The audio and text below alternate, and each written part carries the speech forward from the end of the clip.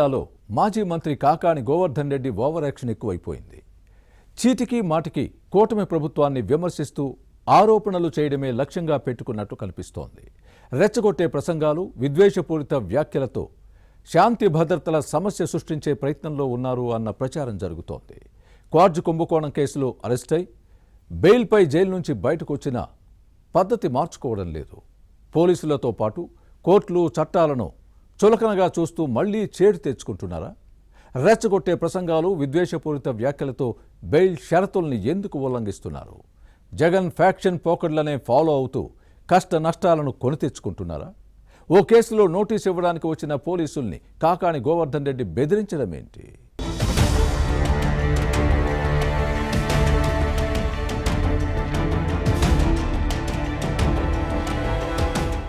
నెల్లూరు జిల్లా వైసీపీలో మాజీ మంత్రి కాకాని గోవర్ధన్ రెడ్డి వ్యవహారం వివాదాస్పదంగా మారుతోంది. అధికారంలో ఉన్న, ప్రతిపక్షంలో కూర్చున్న అధికారులు, ముఖ్యంగా పోలీసులపై నోరు పారేసుకోవడం మానలేదు. ఓ కేసులో నోటీసులు ఇవ్వడానికి వచ్చిన పోలీసులపై దురుసుగా ప్రవర్తించిన తీరు విమర్శలకు తావిచ్చింది. అధికారంలో ఉన్నప్పుడు అతి చేసి అనర్థాలు కొని తెచ్చుకుని క్వార్జ్ అక్రమ తవ్వకాలు కేసులో అరెస్ట్ అయి జైలుకు వెళ్లి బెయిల్పై బయటకొచ్చిన కాకాని తీరు మారటం లేదు. బుద్ధిగా ప్రవర్తించకుండా మూర్ఖంగా వ్యవహరిస్తున్నారన్న విమర్శలు ఉన్నాయి. బెయిల్ షరతులను ఉల్లంఘిస్తూ రెచ్చగొట్టే వ్యాఖ్యలు, విద్వేష ప్రసంగాలతో ప్రజల మధ్య చిచ్చు పెట్టే ప్రయత్నం చేస్తున్నారన్న ఆరోపణలు లేకపోలేదు. ముఖ్యమంత్రి చంద్రబాబు, సర్వేపల్లి టీడీపీ ఎమ్మెల్యే సోమిరెడ్డి చంద్రమోహన్ రెడ్డిపై కాకాని అనుచిత వ్యాఖ్యలు చేశారని పొదలకూరు పోలీస్ స్టేషన్లో కేసు నమోదైంది.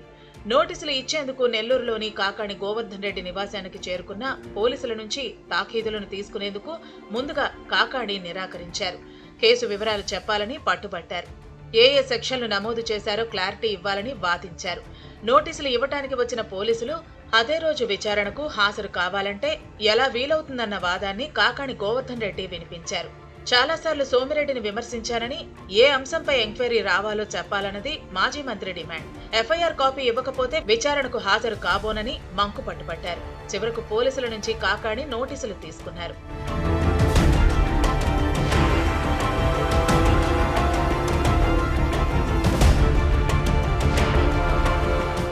ఇటీవల కోవూరు గుమ్మళ్ల దెబ్బలో బాలిక మృతి చెందింది. దీనిని రాజకీయం చేయాలని కాకాని విశ్వ ప్రయత్నాలు చేశారు. నిందితులను పోలీసులు అరెస్టు చేసినా మాజీ మంత్రి అర్థం పర్థం లేని విమర్శలు, అసత్య ఆరోపణలు చేశారు. బాలిక మృతి ఘటనను రాజకీయం చేయాలనుకున్న మాజీ మంత్రి కాకాని వైసీపీ నేతలతో కలిసి కోవూరుకు వెళ్లి రెచ్చగొట్టే వ్యాఖ్యలు చేశారన్న ఫిర్యాదుతో పోలీసు కేసు నమోదైంది.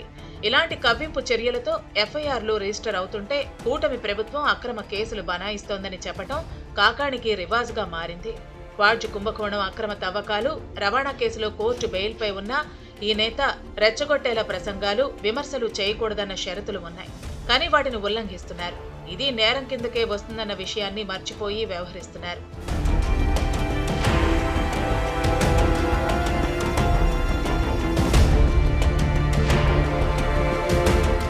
రెచ్చగొట్టే వ్యాఖ్యలు, ప్రసంగాలతో రాష్ట్రంలో శాంతి భద్రతలకు విఘాతం కలిగించాలన్నదే వైసీపీ నేతల ఉద్దేశంగా కనిపిస్తోంది.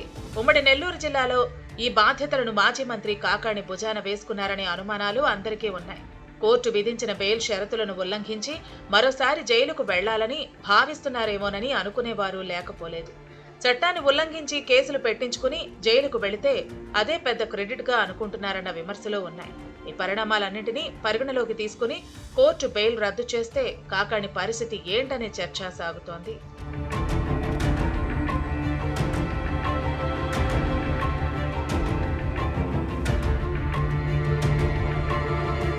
ఈ మాజీ మంత్రి కాకాని గోవర్ధన్ రెడ్డి డ్రామాలు అన్నీ ఇన్ని కావు.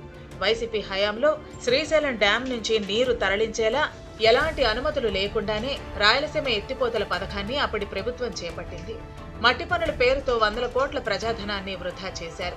కమిషన్లు నొక్కేశారన్న ఆరోపణలు ఉన్నాయి. చివరికి జాతీయ హరిత న్యాయస్థానం ఆదేశాలతో రాయలసీమ లిఫ్ట్ ఇరిగేషన్ స్కీమ్ పనులకు నిలిపివేయక తప్పలేదు.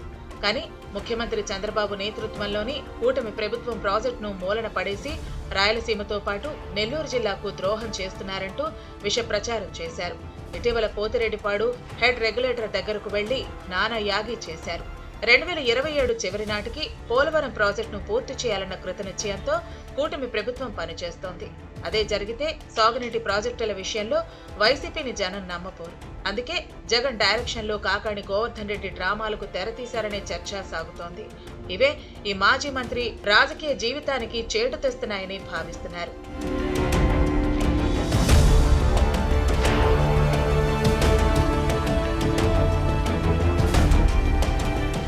వైసీపీ నేతలవి అన్ని కుట్రలు కుతంత్రాలే. కూటమి పాలనను సజావుగా సాగనివ్వకూడదు అన్నదే వీరి ధ్యేయంగా కనిపిస్తోంది.